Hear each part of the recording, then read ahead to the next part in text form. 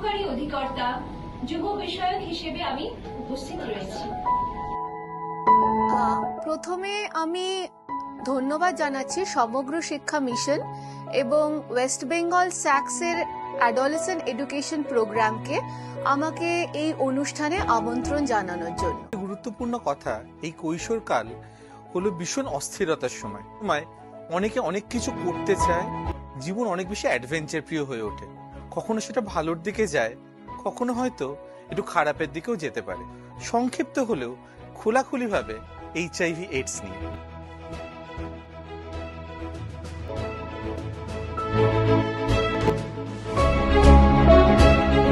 অন্য একটা বিষয়, একটা সুস্থ সুন্দর কৈশোরকাল কাটাতে গেলে নিউট্রিশনের দিকেও কিন্তু